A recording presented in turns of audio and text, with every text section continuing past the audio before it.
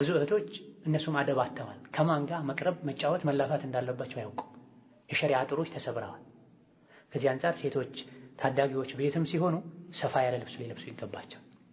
ጠበብ ያለ እንደ ታይት ያለ ልብስ ለብሶ እስከ ጉልበት ብቻ ያለ ጉርድ ጣል አድርጎ ፀጉርን ተገላልጦ ያውም አሳምሮ አሰርቶ ሽቶ ተቀብቶ ወገብ አካባቢ ላይ ሰውነት ላይ ብጥርጥር የሚያደርጉ ቲሸርቶችን አድርጎ ከወንድም ጋር ከአጎት ጋር መቀመጥ አይገባም። በዚህ ዘመን በተለይ ይሄ ይቻላል ያሉ ዑለሞችም አደብ ካለው ነው ማይጠረጠር ከሆነ ነው ብለዋል። በተለይ ለአካል መጠን የተቃረቡ ጉርምስና እድሜ ላይ ያሉ ወንድምና እህትን እንደዚህ እንዲሆኑ መፍቀድ አደጋው የከፋ ነው። ይህ እንዳለ ሆኖ ሌሎች ዑለሞች ኢብኑ ተይሚያ ሌሎችም እንደጠቀሱት ሴት ልጅ ከሴቶች ጋር ስትሆን ከቤተሰብ ጋር ስትሆን መግለጥ የምትችለው ብዙ ጊዜ ስራ ስትሰራ የሚገለጠውን የሰውነት አካሏን ብቻ ነው የሚል አቋም አላቸው። ይኸው ምንድን ነው? 2 እግሮች፣ 2 ክንዶች፣ ከአንገት በላይ ያለው የሰውነት ክፍል ነው።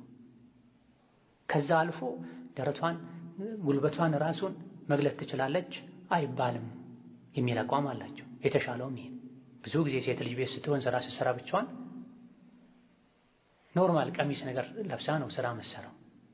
ብዙ ጊዜ ፀጉርም አይገለጥም። በተለይ ድሮ እናቶች ፀጉር መግለጥ አይወዱም። ጥሩም ነው ይበረታታልም ጭምር። ምክንያቱም ይሄ መዘናጋትን ያስከተለ ነው። አንዳንዴ በሮች መለስ የግቢ በር መለስ ተደርጎ ጅልባብ ኒቃብ የሚያደርጉ እህቶች እንኳን ግቢ ላይ እንደፈለጉ ይሆናል። በሩ ክፍት ነው። ህፃናት ይወጡ ይገባሉ። ሀያ የሌለው ሰው 1-2 የቀብቅቦ በርግድ አድርጎ ይገባል። ይሄን ያጅነቢ ሲመጣ ፀጉሬን ይላል። ከፀጉር ባልተናነሰ መልኩ ፊትም ውበት ነው። በል ከፀጉር በላይ ፊት ውበት ነው፣ መሸፈን አለበት። ቢሞቱ ፀጉራቸው እንዲገለጥ እንዲታይ ማይፈቅዱ ነገር ግን ፊታቸው ላይ ያለ የሌለ መዋቢያ ተጠቅመው ፊታቸውን ያሳዩን ይሄዳሉ። እናቶች ለፀጉራቸው ቤትም ውስጥ ሆነው መጠንቀቃቸው አሁን ከጠቀስነው አይነት ድንገት ከሚገባ ሀያ አደብ ከሌለው ሰው እይታ ሊያደን ይችላል። ልጆቻችንንም ማስተማሪያ ጭምር ይሆንልናል። ትምህርት ቤት የሚያዩት ቴሌቪዥን ላይ የሚያዩት እያበላሻቸው ነው ልጆቻችን። ቤት ውስጥም ቢሆኑ ሰፋ ያለ ልብስ እንዲለብሱ፣ እርስ በርሳቸውም ሲገናኙ ሰፋ ያለ ልብስ እንዲለብሱ መደረግ አለበት። ሱሪና መሰል ነገሮችን እንዲጠነቀቁ ማድረግ መልካም።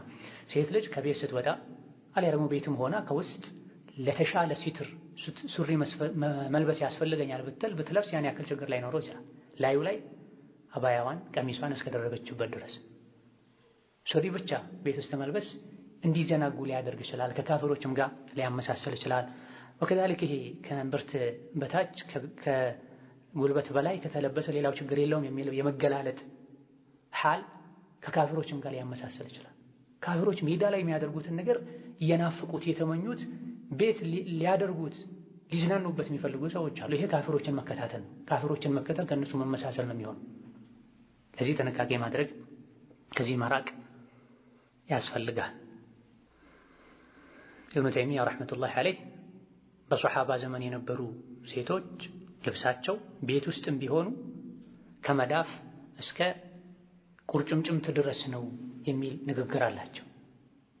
የሶሓባ ሴቶች ልብስ ቤት ውስጥም ቢሆኑ ከመዳፍ ከሰዓት ማሰሪያ አንጓ አካባቢ ጀምሮ እስከ ጉልበታቸው እስከ እግራቸው ቁርጭምጭምት ድረስ ነበር ያ።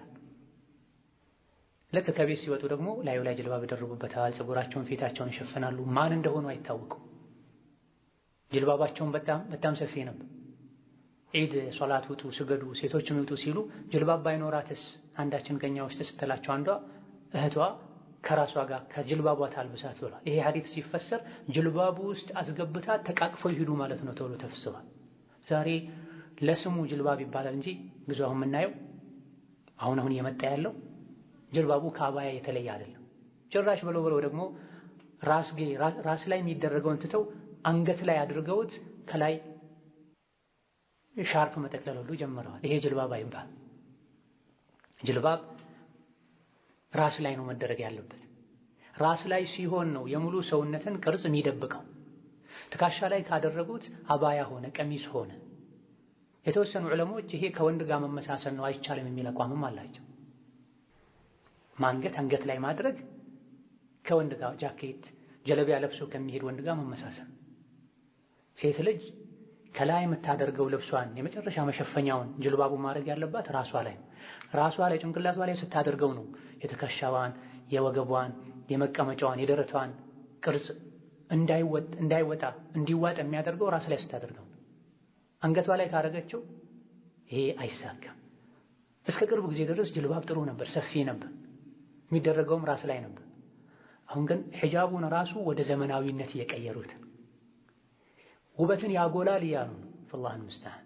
ሒጃቡ የተደነገገው ውበትን ለመደበቅ ነው። ውበት ማውጣቱ ማሳየቱ ለሚገባ ለሚፈቀድለት ሰው ብቻ እንዲወጣ ከዛ ውጭ ላለው እንዲሸፈን ነበር የተፈለገው። የአላህ ጠላቶች የዲኑ ጠላቶች እኮ ሙሉ በሙሉ ከዲኑ ወተን እነሱ ጋር እንድንቀላቀል አይፈልጉም።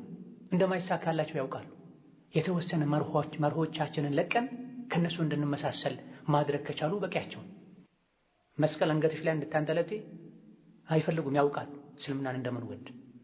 ይሄን እንኳ ባናገኝ እንቀንስ፣ ዝቅ እናድርግ፣ ወደኛ እናስጠጋቸው፣ ቁርአኑ የሚያዘውን አለባበስ እንዳይለብሱ እናድርግ።